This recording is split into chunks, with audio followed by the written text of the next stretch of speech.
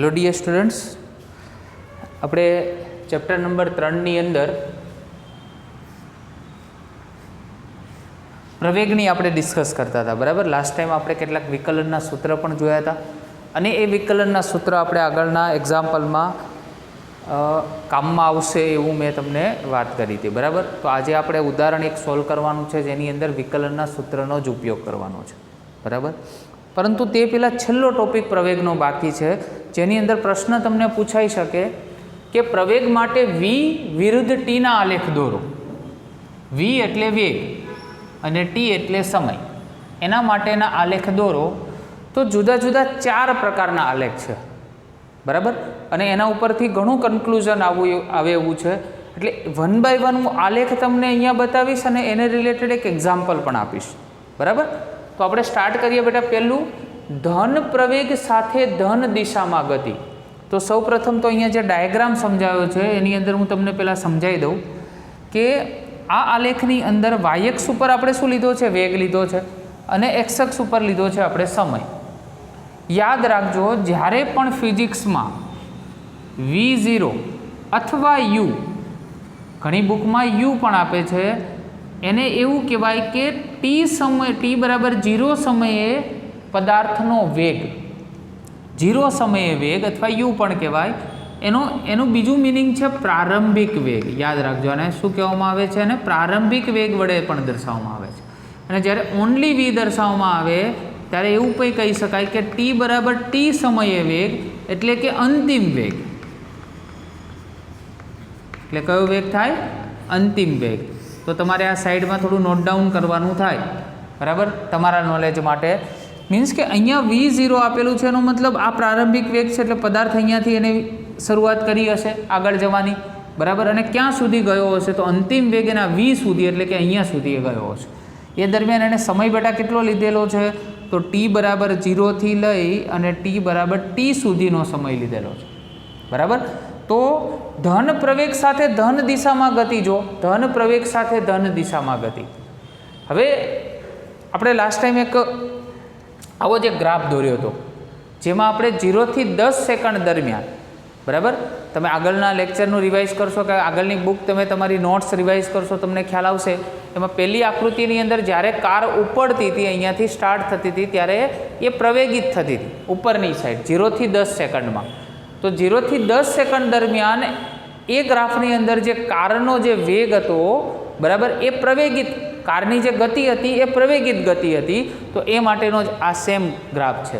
એટલે ધન પ્રવેગ સાથે ધન દિશામાં, એટલે ઉપરની સાઈડ. બરાબર, હવે સેમ એના જેવું છે ઋણ પ્રવેગ સાથે ધન દિશામાં. જોજો, ઋણ પ્રવેગ સાથે, તો યાદ કરો એ જ આકૃતિમાં 18 સેકન્ડથી આપણે 20 સેકન્ડ સુધીનો જે સમયગાળો એ ગ્રાફમાં લીધેલો, એની અંદર મેં તમને એવું કીધું હતું કે જે ડ્રાઈવર છે, બરાબર, કાં તો જે કાર ચાલક છે, એને એવી ખબર પડે છે કે હવે મારું ડેસ્ટિનેશન આવી ગયું છે, મારે જ્યાં પહોંચવાનું એ સ્થળ આવી ગયું છે.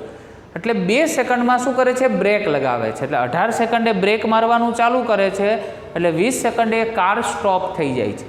બરાબર, એટલે શું થાય કે તમે બ્રેક લગાવો એટલે હવે પ્રવેગિત ના થાય, એ પ્રતિપ્રવેગિત ગતિ થાય. બરાબર, તો પ્રતિપ્રવેગિત એટલે શું? એને ઋણ પ્રવેગ કહેવાય, એટલે નીચેની સાઈડ આવે. બરાબર, એટલે અહીંયાથી એને બ્રેક મારવાની સ્ટાર્ટ કરી હોય તો અહીંયા સુધીનું એવું કહી શકાય. પરંતુ ધન દિશામાં એટલા માટે કહે છે કારણ કે ઉપરની સાઈડ છે, આપણે ખ્યાલ આવે છે.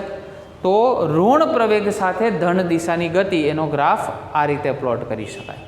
યાદ રાખજો, ફરી એકવાર કહું છું કે V0 એટલે અહીંયાથી એણે ગતિની શરૂઆત કરી છે, અહીંયા બ્રેક મારવાની શરૂઆત કરી છે, અને અહીંયા સ્ટોપ થયો છે. એટલે આ પ્રારંભિક વેગ કહેવાય અને આ અંતિમ વેગ કહેવાય.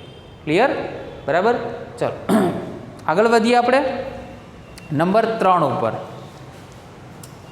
શું છે આપણી જોડે? નંબર 3. તો નંબર 3ની અંદર બેટા શું છે? જો એનું હેડિંગ વાંચો એટલે હવે તમને થોડો આઈડિયા આવશે કે ઋણ પ્રવેગ અને ઋણ દિશા. હવે ઋણ દિશા કીધું છે એટલે પહેલાં તો દિશા બદલી નાખવાની થાય, આપણે નીચેની સાઈડ આવતું રહેવાનું થાય. અને ઋણ પ્રવેગ, હવે પ્રવેગ ઋણ છે એના માટે તો આપણે આ રીતે જ દર્શાવ્યું હતું. જો નીચેની સાઈડ બ્રેક મારે એ કન્ડિશનની અંદર, તો ઋણ પ્રવેગ અને ઋણ દિશા એટલે નીચેની સાઈડ અને ઋણ. બરાબર, ત્યારે એનો અહીંયા જ્યારે આપણે વેગ દર્શાવીએ એટલે ઋણ દિશા છે ત્યારે ઓલવેઝ અહીંયા શું લખીશું? માઇનસ બંનેમાં માઇનસ સિમ્બોલ. ક્લિયર? બરાબર. અને ચોથો ગ્રાફ છે આપણી જોડે ઋણ પ્રવેગ અને દિશા બદલતો પદાર્થ. જો પ્રવેગ તો ઋણ જ છે, આમ નીચેની સાઈડ જાય છે, એટલે એક તો વસ્તુ ક્લિયર થઈ ગયું. હવે દિશા બદલતો પદાર્થ એટલે શું? આપણે આકૃતિ નંબર હું અહીંયા લખું છું, આપણે 3.1 વિચારો. આકૃતિ નંબર 3.1 વિચારો. આપણે પી ક્યુ વાળી જે ઓથી ચાલુ કર્યું હતું, પછી પી પર ગયા હતા અને ફરી રિટર્ન આપણે ક્યુ પર આવ્યા હતા. એમાં હું તમને એવું કહું કે ઓ ઉપર કોઈ પદાર્થ છે, બરાબર, ઋણ પ્રવેગ અને દિશા બદલતો, એટલે ઋણ પ્રવેગ સાથે આમ ગતિ કરે છે અને ક્યાં સુધી જાય છે? ક્યુ સુધી જાય છે. ઋણ પ્રવેગ સાથે, ઓથી ક્યુ સુધી ઋણ પ્રવેગ સાથે કોઈ પદાર્થ જાય છે, એનો મતલબ બ્રેક મારતો મારતો ક્યુ સુધી પહોંચે છે અને ક્યુથી ફરી પાછો રિટર્ન આવવાના સ્ટાર્ટ કરે છે, પણ ઋણ પ્રવેગ સાથે છે. ખ્યાલ આવે છે? એટલે પહેલાં ઓથી ક્યુ જાય અને ક્યુથી ફરી પાછું ઓ આવે, એટલે જો એને દિશા બદલી. પહેલાં દિશા આમ હતી, હવે દિશા એનાથી વિરુદ્ધ છે, એટલે દિશા બદલતો પદાર્થ. ઋણ પ્રવેગ અને દિશા બદલતો પદાર્થ. તો દિશા ક્યાંથી બદલાય છે? તો T1 સમય પછી જુઓ દિશા બદલાઈ જાય. ઉપર આપણી ધન દિશા હતી અને નીચે બેટા કઈ છે? ઋણ દિશા છે, એટલે અહીંયાથી દિશા બદલાય. ક્યાં સુધી બદલાય? તો T2 સુધી બદલાય. ક્લિયર? બરાબર. એટલે ઋણ પ્રવેગ અને દિશા બદલતો પદાર્થ, એનો ગ્રાફ આવો થાય. હવે આપણે ગ્રાફ તો શીખી લીધા 4. તો આ ગ્રાફ એકચ્યુઅલમાં શું સૂચવે છે? બરાબર, એ શું ઇન્ડિકેટ કરે છે? તો અહીંયા વાક્ય લખ્યું છે આપણે કે વી વિરુદ્ધ ટી, એટલે આ વી અને વિરુદ્ધ ટી, એના આલેખ નીચે ઘેરાતું ક્ષેત્રફળ. એટલે આના આ આલેખ છે, એના નીચે આ બધા ક્ષેત્રફળ જે બધામાં ઘેરાય છે. હું એક જ એક્ઝામ્પલ આપું છું અહીંયા. આ બધાની અંદર જો એની નીચે જે ક્ષેત્રફળ ઘેરાય છે એ શું સૂચવે છે? તો તે સમયગાળામાં, એટલે 0 થી T2, 0 થી T, એ સમયગાળામાં માટે પદાર્થનું સ્થાનાંતર દર્શાવે છે. એ શું બતાવે? પદાર્થ કેટલો સ્થાનાંતરિત થયો છે એ બતાવે છે. બરાબર, કે પદાર્થ ભાઈ પ્રારંભિક એનું સ્થાન કયું હતું અને છેલ્લે અંતિમ સ્થાન કયું હતું એ તમને બતાવે. તો આ સમયગાળા દરમિયાન ઘેરાતું જે ક્ષેત્રફળ છે એ શું બતાવે? પદાર્થનું સ્થાનાંતર સૂચવે છે. ઓકે, ચલો. તો અહીંયા એક આપણે એક્ઝામ્પલ આપ્યું છે કે ભાઈ ચલો અહીંયા પ્રારંભિક કોઈ પદાર્થનો વેગ 0 છે, પછી અંતિમ વેગ u તરફ જાય છે. અહીંયા અંતિમ વેગ u આપ્યો છે, ધ્યાન રાખજો. તમારી બુકની અંદર u આપેલો છે, પણ ઘણી બુકની અંદર u એટલે પ્રારંભિક વેગ તરીકે પણ લેવામાં આવે છે. તો અંતિમ વેગ u છે અને અહીંયા સમય કેટલો છે? પહેલાં 0 છે અને પછી અંતિમ સમય t આપેલો છે.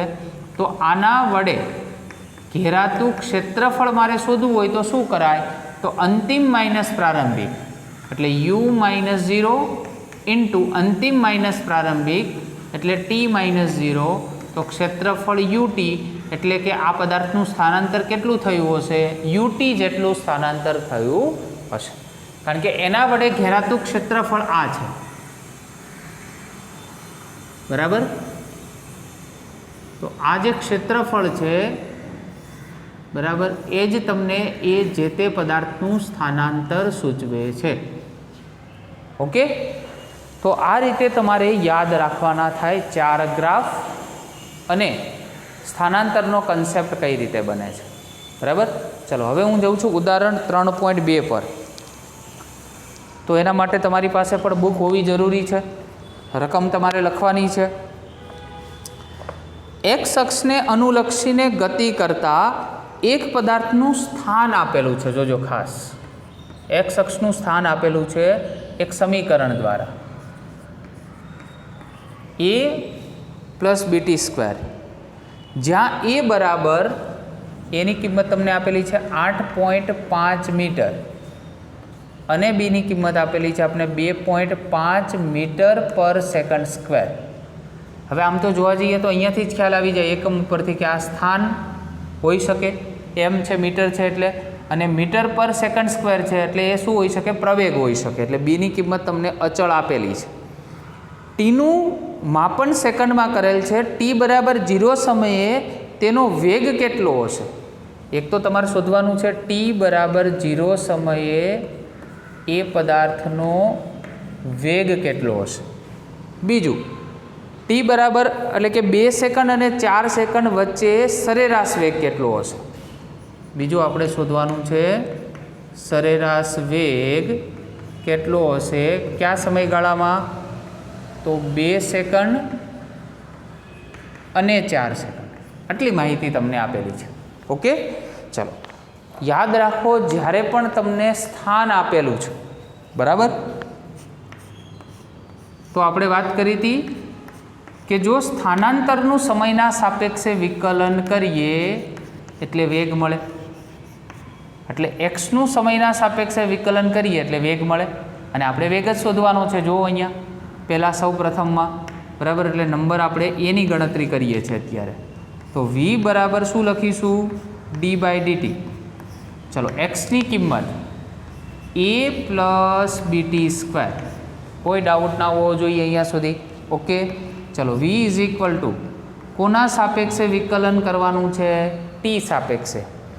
એ શું કહેવાય? તો એ તો અચળ છે. જો એની કિંમત આપેલી છે અને યાદ કરો સૂત્ર, અચળનું વિકલન 0 થાય તો આ શૂન્ય થયું, પ્લસ બીટી સ્ક્વેર, એમાં બીની તો કિંમત આપેલી છે એટલે બી અચળ કહેવાય. અચળ વિકલનમાં હંમેશા બહાર આવે અને વિકલન ફક્ત કોનું થાય? ટી સ્ક્વેરનું વિકલન થાય, બરાબર. ચલો તો v બરાબર 0 પ્લસ બી અને ટી સ્ક્વેરનું વિકલન શું થાય? તો ઘાત આગળ અને ઘાતમાંથી એક ઓછું. ટીની એન ઘાતનું સૂત્ર યાદ કરો, ઘાત આગળ અને ઘાતમાંથી એક ઓછું એટલે 2t થાય. તો ઓવરઓલ સૂત્ર મળ્યું તમને 2bt. એમાં સમય તો જો આપણે શોધવા માટે શું કીધું છે? 0. હવે 0 ગુણ્યા ગમે તે સંખ્યા એટલે વેગ તમને શું મળશે? 0. એટલે એનો જવાબ તમારી પાસે આવશે 0. ક્લિયર એકદમ? બરાબર. હવે આપણે શોધીએ બીજું જે તમને આપેલું છે, બીજું જે તમને શોધવાનું કીધું છે એના ઉપર ફોકસ કરીએ. સરેરાશ વેગ શોધવાનો કીધો છે, જોજો ખાસ, બરાબર. હવે સરેરાશ વેગ છે એનું સૂત્ર હું પહેલાં લખું છું.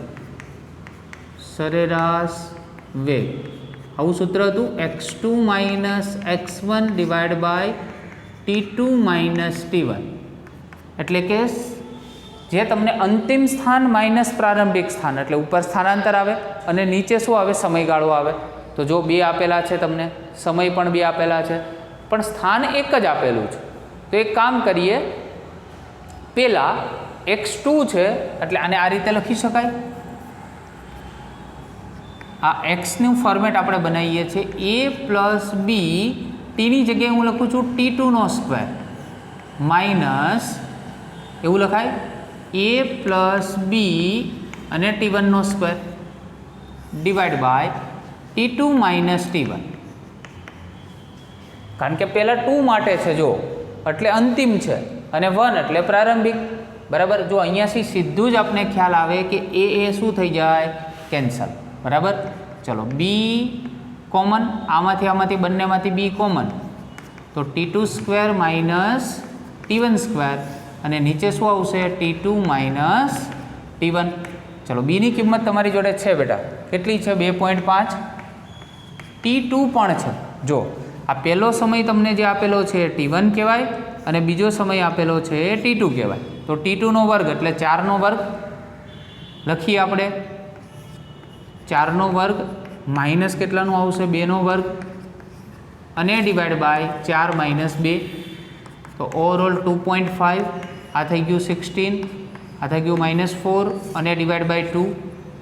તો 2.5 ઇન્ટુ 12 અને ડિવાઈડ બાય 2 આ થઈ ગયા 6, બરાબર.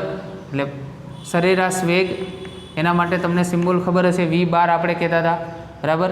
25 છંગ 150 થશે, એમાંથી 1 પોઈન્ટ કાપી નાખો, અહીંયા 1 પોઈન્ટ કાપવાનો છે, બરાબર. એટલે v બાર બરાબર 15 મીટર પર સેકન્ડ આપણો આન્સર આવવો જોઈએ. ખ્યાલ આવે છે? તો આ રીતે તમે સરેરાશ વેગ જ્યારે બી તમને પૂછાય, બરાબર, તો તમે આ રીતે ગણતરી કરી શકો. ક્લિયર? તો બુકની અંદર કદાચ થોડું જોશો તો કન્ફ્યુઝન જેવું લાગશે, પણ એકદમ ઇઝી મેથડથી મેં ગણાવેલો છે, બરાબર. અને બંનેના સ્થાન ઉપરથી તમને ખ્યાલ આવી જાય. તો આવા કોઈ પણ સમીકરણ તમે જુદા જુદા લઈ શકો અને પ્રેક્ટિસ કરી શકો, બરાબર. તો તમને હું કંઈક એક્સ્ટ્રા હોમવર્ક આપું છું કે કોઈ રેફરન્સ બુકની અંદર, જુદી જુદી રેફરન્સ બુકની અંદર આવી રીતે કોઈ એક્સની વેલ્યુ તમને આપેલી હોય ટી ક્યુબ પ્લસ 2t, બરાબર, અને તમને એમ કે ટી બરાબર 4 સેકન્ડ આગળ વેગ શોધો, વેગ શોધો, ટી બરાબર 4 સેકન્ડ આગળ વેગ શોધો. તો જ્યારે સ્થાનાંતર આપેલું હોય અને વેગ શોધવાનું કે તો એકવાર વિકલન કરવાનું આ રીતે.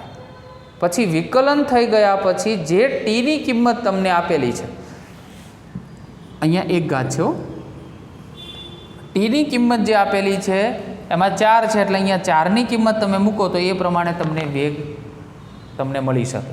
એનો મતલબ વિકલન કરવાનું થાય. તો આનું વિકલન હું સમજાવું તમને એક દાખલાની અંદર કે v બરાબર ધારો કે હું dx/dt કરું છું તો હું ડાયરેક્ટ વિકલન લખું છું. આનું વિકલન એટલે ઘાત આગળ ઘાતમાંથી એક ઓછું, 2 તો અચળ છે એટલે અચળ એઝ ઇટ ઇઝ, અચળને કશું જ કરવાનું નહીં, ચલ. હવે ટીનું ટી સાપેક્ષે વિકલન શું થાય? 1 થાય. સમજાવેલું છે આપણે, બરાબર. ચલો તો 3t² + 2 આવ્યું સૂત્ર. હવે તમારે કયા સેકન્ડ આગળ શોધવું છે? 4. તો ટી બરાબર 4 મૂકો એટલે અહીંયા થઈ ગયા આપણી પાસે 4 નો વર્ગ 16 અને +2 એટલે 16 તળી 48 અને 2 50 એટલે 50 મીટર પર સેકન્ડ તમારો ફાઇનલ આન્સર આવે. ક્લિયર? તો આ વસ્તુ તમારે ધ્યાનમાં રાખવાની થાય. તો આવા તો દાખલા કેટલા બની શકે તમે વિચાર તો કરો કે ભાઈ આની અંદર આવા એક્સ તમને આપેલા હોય ને એનું વિકલન કરવાનું, કોઈ ટીની કિંમત આપેલી, તો અસંખ્ય દાખલાઓ બની શકે. અને હા, JEE નીટની અંદર આવા એક્ઝામ્પલો ઘણીવાર પૂછાતા હોય છે. એટલે એકદમ સિમ્પલ ના પૂછાય, પણ આની અંદર થોડું ટ્વિસ્ટ કરીને અલગ અલગ ટાઈપના આવા એક્ઝામ્પલ પૂછાતા હોય છે. એટલા માટે મેં આગળના લેક્ચરમાં પણ બરાબર વધારે તમને ફોકસ કરાવડાવ્યું છે. કોના પર ફોકસ કરાવડાવ્યું છે? તો વધારે તમને ફોકસ કરાવડાવ્યું છે વિકલન પર, એના સૂત્ર પર.